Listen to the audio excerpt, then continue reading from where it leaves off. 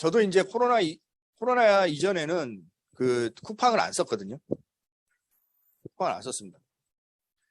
네, 쿠팡을 안 썼던 이유는 근본적인 거는 이제 90년대부터 인터넷을 사용하다 보니까 이제 옥션이나 이런 거에 너무 VIP 고객이잖아요. 그러니까 이제 너무 오래 썼던 거죠. 그러니까는 채널을 바꾸질 않았어요. 근데 쿠팡을 썼던 이유는 신선식품 구매하기 위해서.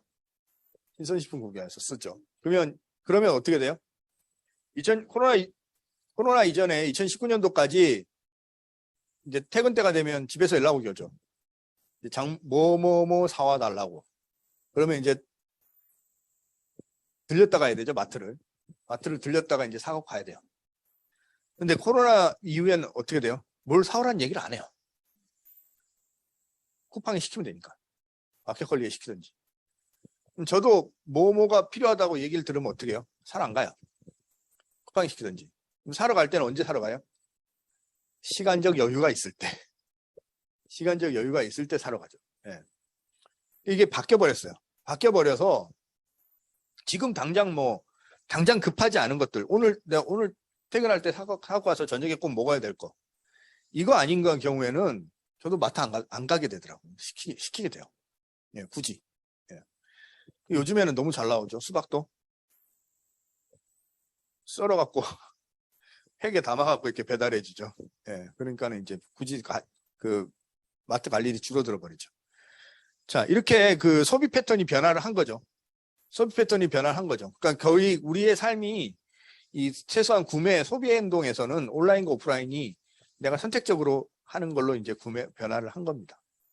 그래서 그런 그 시장의 변화를 잘 캐치하는 사람들이 남들보다 빠르게 뭘 내나요? 아까 방금 말씀드린 것처럼 수박 잘라서 배달해서 파는 거. 이런 걸 내놓는 거죠. 예. 바뀐 거죠, 턴이. 예, 바뀐 겁니다. 수박을 온 수박을 한 통짜리를 사는 사람, 그 다음에 잘라서 받아서 바로 이렇게 드실 수 있는 수박을 사는 사람의 비율이 가면 갈수록 어떻게 될까요? 예. 그럼 우리가 온라인과 오프라인에서 구매하는 거에 어떻게 차이가 날까요? 이게 시장이 어떻게 움직이는 거냐면 1인 가구가 많아지는 거에 대해서 주목을 하셔야 되죠. 2인 가구, 3인 가구 많아지는 거에 대해서. 수박 한 통, 마트 가셔서 수박 사면 있다면 옛날처럼 요만한 수박 안 나오는지 모르겠어요. 예, 있다면 없어요. 하나 사갖고 먹으려면 다 못 먹어요. 예, 다 못 먹어요. 근데 마트, 온라인에 주문하면은 요만한 팩에 800g 1kg씩 썰어진 게 있거든요. 조금 비싸지만 실질적으로는 그거 구매해서 먹는 게 훨씬 경쟁적일 수도 있죠. 예. 그래서 이 수요에 대해서 적극적으로 보셔야 되는 것도 굉장히 중요한데 이렇게 구매 행동들이 바뀌고 있어요. 온라인과 오프라인으로. 융합돼서. 이게 코로나19 이후에 지표로 바로 나타납니다. 코로나 때 2020년도에 획기적으로 성장한 게 뭐냐면은 식품이에요, 식품. 비식품은 오히려 빠지고 있죠. 빠졌어요. 근데 이제 2020년도 하반기로 들어서면서, 이건 2020년도 상반기고요. 하반기로 들어서면서 비식품도 같이 성장을 합니다. 네, 온라인에서 같이 성장을 하게 됩니다. 그래서 아무리 전쟁이 나건, 네? 코로나가 창궐을 하건, 전염병이 창궐을 하건, 사람이 기본적으로 먹어야 살 수 있죠.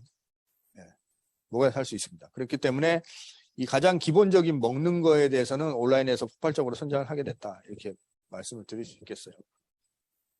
이게 이제 한국 시장에 나타난 특징이다. 이렇게 볼 수가 있겠습니다. 근데 코로나가 아주 심했던 중국 같은 경우에 락다운 시켜버렸죠. 락다운 시켜버렸어요. 그러니까 2020년도 상반기에 온라인이 완전히 죽어버렸습니다. 배달을 못하게 하니까. 택배가 돌아다녀야 되잖아요. 그래서 중국에 저희 지사가 있거든요. 이제 2020년 2월달, 3월달에 어떻게 됐냐면은 직원들이 출근을 못해요. 그러면은 어떻게 그럼 택배 배달도 안 가. 어떻게 되냐. 당국의 허가를 받은 슈퍼마켓의 트럭이 부식을 싣고 그 아파트 단지 앞에 딱 옵니다. 그러면은 이제 각 세대별로 순서 쿠폰을 나눠줘요. 그러면 지금 몇 번에서 몇 번까지 사러 오세요 하면은 그 사람들만 나와서 단지 앞에 트럭에 슈퍼가 싣고 온 트럭에 가셔서 거기 있는 것만 사서 들어가는 거예요. 샀긴 샀는데 배급 비스무리합니다. 예. 이런 시간을 지나왔어요. 저희 현지 우리 중국에 있는 직원들한테 그대로 이제 듣고 영상 통화하고 이러면서 이제 저희는 체험한 것들이죠. 예, 체험한 것들인데, 그러니까 중국 같은 경우는 온라인 시장이 다르게 펼쳐졌습니다. 코로나 때 완전 락다운 돼버렸어요. 온라인 시장도. 예, 락다운 돼버렸어요. 식품 위주로 온라인에서 굉장히 급성장을 하는 모습을 보이고 있죠. 그래서 저런 것들이 한국 사람들의 온라인을 향한 어떤 스타일을 굉장히 바꿔놔 버렸다, 이렇게 말씀드릴 수 있겠어요. 그래서 코로나19에 일어난 소비 행동 변화를 보시면, 물론 코로나19로 해서 Z세대, 밀레니얼 세대, X세대, 베이비 세대 모든 세대들이 다 바뀌었습니다. 다 바뀌었는데 여기서 특별히 봐야 될 지표가 베이비붐 세대입니다. 베이비붐 세대. 베이비붐 세대는 1964년도 이전 세대거든요. 1964년도 이전에 태어난 세대래요. 그러니까는 지금으로 치면은 59세, 60세 이상인 분들입니다. 소위 이제 코로나19 이전에 이런 분들은 이제 이게 젊은 층보다 많이 안 쓰시던 사람들이죠. 휴대폰을. 이거 좀 찾아봐 주라. 걸어봐라. 저거. 네? 이랬던 사람 분포들이 많았던 세대가 이제 베이비붐 세대라고 볼 수 있는데, 코로나19 이후에 이들의 온라인 쇼핑이 다른 연령층은 많이 증가해봤자 70% 증가했거든요. 근데 베이비붐 세대만 약 300% 가까운 폭증을 했습니다. 다시 말해서 이제는 연령층에 상관없이 다 온라인으로 들어왔다고 해석을 해도 된다겠습니다. 이게 획기적으로 무슨 변화냐면, 내 제품은 나이 든 사람들을 상대로 하기 때문에 온라인은 안 해도 돼. 이게 이제 끝났다는 겁니다. 이게 이제 끝났다는 거예요. 그렇기 때문에 무슨 제품을 하시던 간에 온라인을 기본적으로 생각을 하셔야 된다. 자, 제가 이제 알리바바닷컴이기 때문에 무역이라고 표현을 해놨는데, 지금 말씀드린 것처럼 전통적인 어떤 상행위에서 온라인 상행위가 융합됐어요. 이제는 완전히 융합됐습니다.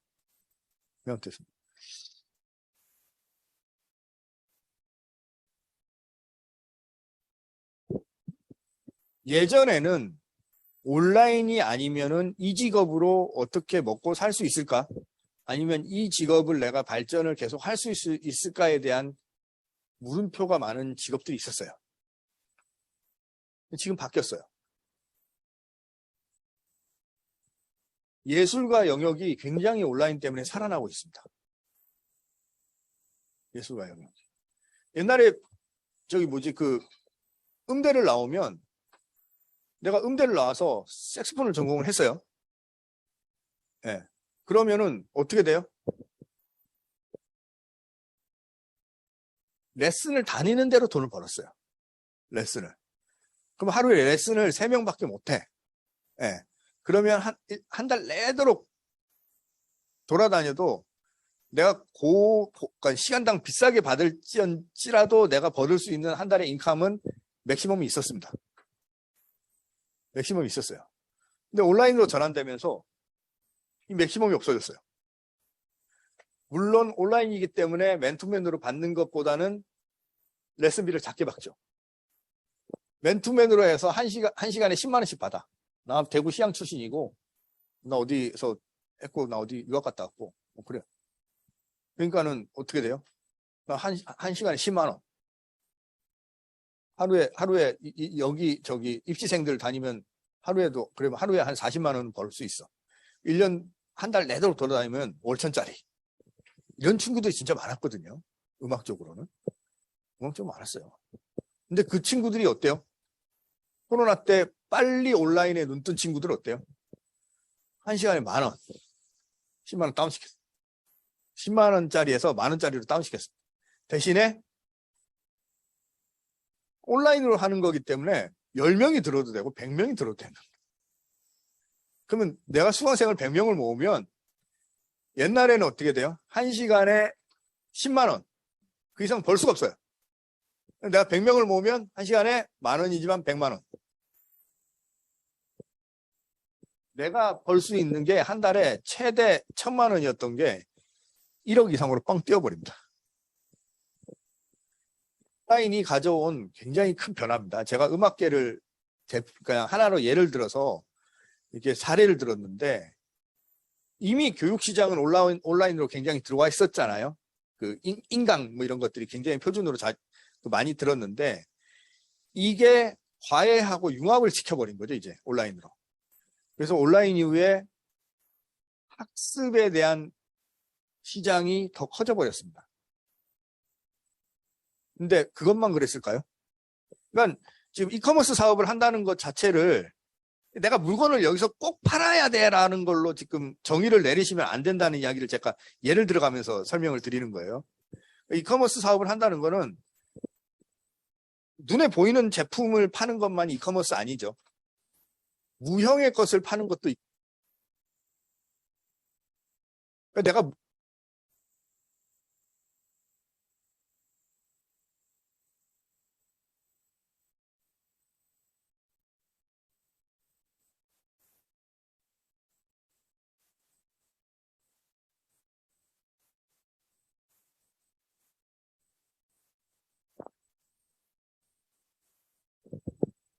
가상자산이 확대되면서 무슨 시장이 커졌어요? 미술 시장이 커졌잖아요. NFT다 뭐 이래 갖고는 미술 시장이 폭발적으로 커졌습니다. 네, 미술 시장이 커졌어요. 미술 시장이 커지니까 어떻게 돼요? 다양한 작품들이 시장으로 편입이 되죠. 옛날에는 작가들의 세상이었거든. 작가들의 세상이었어요. 그러니까는 소위 앤디 워홀이라든지 이런 유명 팝아트 작가들은 제품을 카피해서 돈을 많이 버는 거예요. 그런데 지금 그 온라인으로 장벽이 낮아지기 시작하니까 준 작가들도 다 팔기 시작하는 거죠. 네. 여러 가지의 구석구석 이커머스 온라인이 시장이 열리면서 바뀌고 있습니다.